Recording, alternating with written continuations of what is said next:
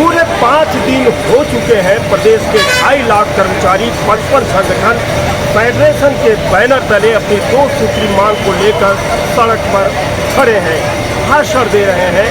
8-8 घंटा कार्यालय की बजाय सड़क पर अपनी ड्यूटी को बजा रहे हैं। मांग सिर्फ 2 है, HRA और DA।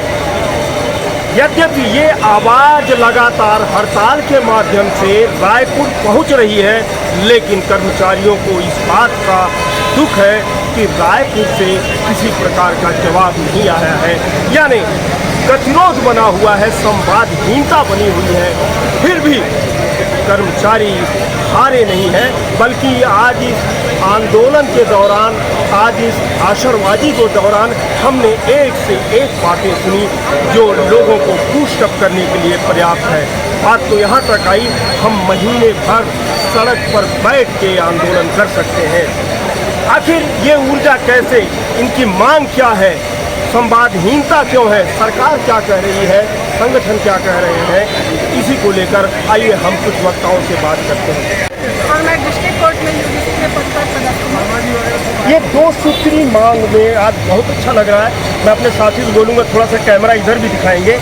मांग के लिए आज 5वें दिन यहाँ पर हड़ताल में उपस्थित हुए हैं और बड़े दुखी मन से हम यहाँ पर उपस्थित हुए हैं, क्योंकि हमारे माननीय जो मुख्यमंत्री महोदय वो हमारी मांगों पर बिल्कुल भी ध्यान नहीं देते। हमारी एक सिंपल सी मांग है, मांग क्या कहें सर, वो तो हमारा जायज़ अधिकार है, हमारे फंडामेंटल राइट्स है। अच्छा स्वास्थ्य, शिक्षा, मूलभूत सुविधाएं, यही तो है हमारे फंडामेंटल राइट। 7वें वेतनमान के अनुसार हमें HRA नहीं दिया जा रहा है। यदि हमारी मांगें नहीं मानी जाएंगी तो हम क्या करेंगे? इसी कड़ी में हम धरना प्रदर्शन तो कर ही रहे हैं। इसी कड़ी में हमने आज विशाल न्याय रैली निकाली है और हमारी न्याय रैली का जो संदेश है वो माननीय मुख्यमंत्री तक बहुत ही अच्छे से जाएगा हमारा संदेश। और आगे हमारी मांगें नहीं मानी जाती हैं तो यकीन कीजिए हम इसी प्रकार से यहाँ डटे रहेंगे, पूरी कर्मठता से, पूरे जोश से, और हम इस आंदोलन को आखिरी पड़ाव तक हम इसको लड़ेंगे। आपको मालूम है कि पिछले महीने का 5 दिन का वेतन कट गया, इस महीने वेतन नहीं बनेगा, वो कोर्ट भी रखे हैं, उसका पेट कैसे भरेंगे और आंदोलन कैसे चलाएंगे सर, हम आपस व्यवस्था हो जाएगी, व्यवस्था होगी, हम आपस में कलेक्शन करेंगे, लेकिन हम इस हड़ताल को कमजोर नहीं करेंगे। कब तक? 1 महीना, जब तक हमारी मांगे नहीं। आप क्या नाम लिखिए?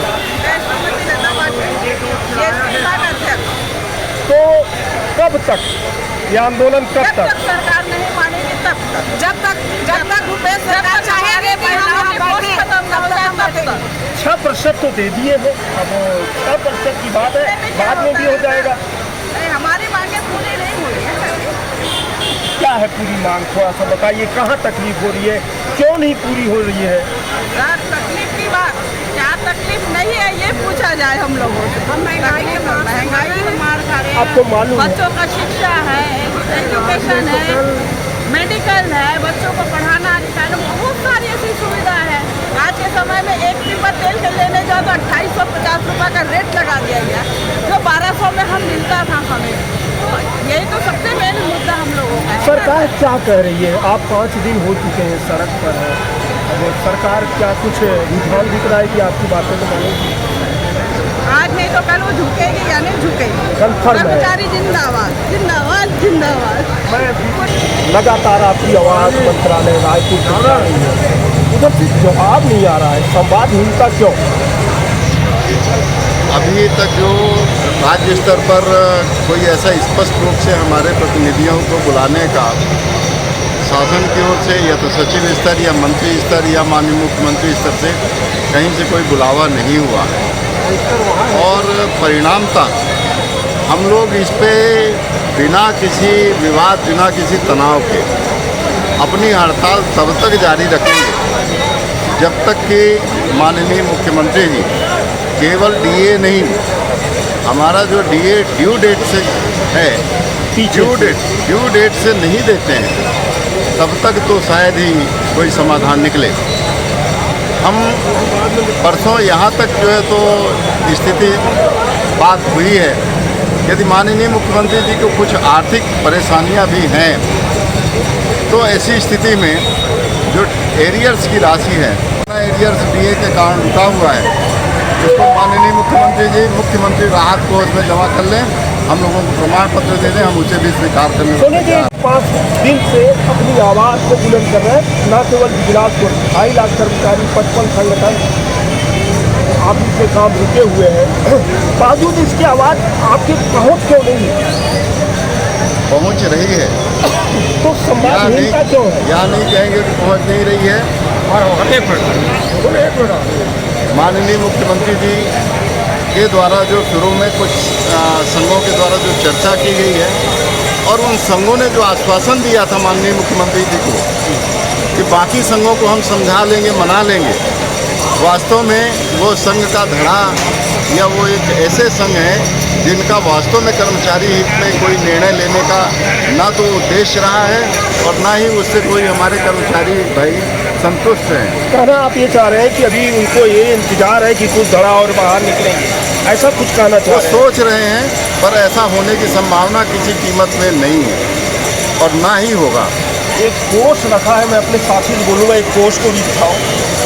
ये पूरी व्यवस्था क्यों है? हमें आपको लगता है कि जैसे यात्रा पर चल पड़े हैं और महीना साल लग जाए और हम यहाँ से हटेंगे नहीं, ये कोष का अर्थ क्या है? इस कोष का अर्थ ये है कि जो व्यवस्था हम यहाँ पर कर रहे हैं, निश्चित तौर से टेंट है, पंडाल है, पानी की व्यवस्था है, कुर्सी, टेंट, माइक, इन सब की व्यवस्था में व्यय होता है।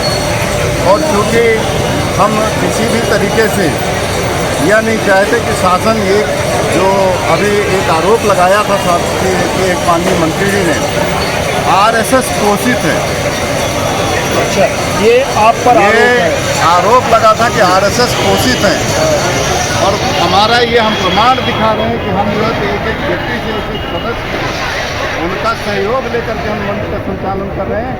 स्ववित्त पोषी है, स्वहित के लिए स्वयं के साधन से, स्वयं की व्यवस्था से और शासन को जगाने का प्रयास। सरकार और शासन का शक्तिशाली संगठन आपको पता है शासन जो है इसे शासकीय सेवकों के माध्यम से होता है। शासन और कोई दूसरा चीज़ नहीं है। शासन का भाग शासकीय सेवक और वो शासकीय सेवक यहाँ। शासन कभी अकेले नहीं होता, माननीय मंत्री या मंत्रिमंडल से जो है तो शासन नहीं होता। आज पूर्व नेता प्रतिपक्ष विधानसभा धर्मलाल कौशिक जी आए, क्या ये मंच राजनीति को भेंट कर रहा है या वो समर्थन देने सचमुच दिल से आए थे? एक चीज़ निश्चित आपका प्रश्न बहुत अच्छा है। आपने यह और मीडिया में देखा ही होगा, ना हम किसी विधायक ना ही हम किसी माननीय चाहे भूतपूर्व हो चाहे वर्तमान हो, किसी को हम मंच पर आमंत्रित नहीं कर रहे हैं। किंतु क्योंकि वो माननीय भूतपूर्व भी हैं, उसके बावजूद वो आम नागरिक हैं, प्रतिष्ठित व्यक्ति हैं और यदि उन्हें जो भी है, हम यहाँ पर एक भूतपूर्व गणमान्य नागरिक की तरह ये जो कोई आके हमें समर्थन देता है, अपने विचार व्यक्त करता है, निश्चित हम उन्हें आभार व्यक्त करते हैं। किंतु हम किसी पार्टी के प्रचार प्रसार के लिए ये मंच कतई नहीं है। पांडे जी, क्या आपको लगता है कि सोनी जी जो कह रहे हैं, प्रवेश प्रवक्ता भी हैं, आपके नेता भी हैं, क्या आपकी मांगे पूरी होगी? सरकार बिल्कुल अडिग है, 6% देने के बाद 1% नहीं। हमारे जो छत्तीसगढ़ अधिकारी कर्मचारी फेडरेशन है, वे भी मजबूती से इस हमारे जो जायज़ मांग है 2 सूत्री, उसको निश्चित ही पूरा होगा, ऐसा हमें विश्वास है। दिनों दिन हमारे फेडरेशन को और मजबूती प्रदान होते जा रहा है हमारे सभी संगठनों के सहयोग। आज कलेक्टर महोदय ने बोला है कि बहुत ज़्यादा खास असर नहीं है। निश्चित तौर से चूँकि कलेक्टर जिले का प्रमुख होता है और जिले की गतिविधियों पे संचालन करने का दायित्व कलेक्टर का ही है। निश्चित तौर से जो आकस्मिक सेवाएं हैं, हमने फेडरेशन के द्वारा भी आह्वान किया है कि आकस्मिक सेवाएं, प्रशासनिक व्यवस्थाएं किसी भी तरीके से प्रभावित ना हो, जिससे कि आम नागरिकों का जो मूल जीवन है वो प्रभावित हो। और वो निश्चित तौर से बहुत सुचारू रूप से हमारे सम्मानीय कलेक्टर महोदय जो संचालित कर रहे हैं और हम उसके लिए भी कि उनका हमें परोक्ष अपरोक्ष रूप से हमें अपनी व्यवस्था भी संचालित करने में सहयोग है। हम इसके लिए उनके प्रति कृतज्ञ हैं, आभारी हैं। पांडे जी, अंतिम सवाल, क्या आपको लगता है कि अपने दम पर आप आंदोलन को लंबे समय तक खींच ले जाएंगे 2 सूत्री मांग को लेकर? ऐसा पूरा विश्वास है, क्योंकि हमारे इस बार फेडरेशन में लगभग पूरे संगठन हैं। साथ ही हमें न्यायिक कर्मचारी संघ का भी सहयोग है, जो पहली बार छत्तीसगढ़ राज्य बनने के बाद इस हड़ताल में शामिल हुआ। मंच पर मैं आया और हड़ताल को देखा। उस समय यहाँ पर कुछ लोग एक गीत गा रहे थे, हम होंगे कामयाब, हम होंगे कामयाब एक दिन। पक्का है विश्वास, पूरा है विश्वास, हम होंगे कामयाब एक दिन।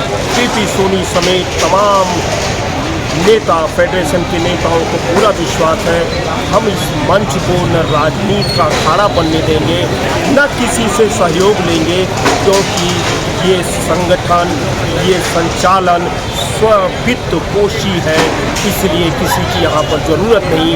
ज़रूरत है संवादहीनता को कम करने की, ज़रूरत है मुख्यमंत्री को 2 सूत्री मांग मानने की। भास्कर मिश्र, सीजीवाल, बिलासपुर। हमें डर नहीं है।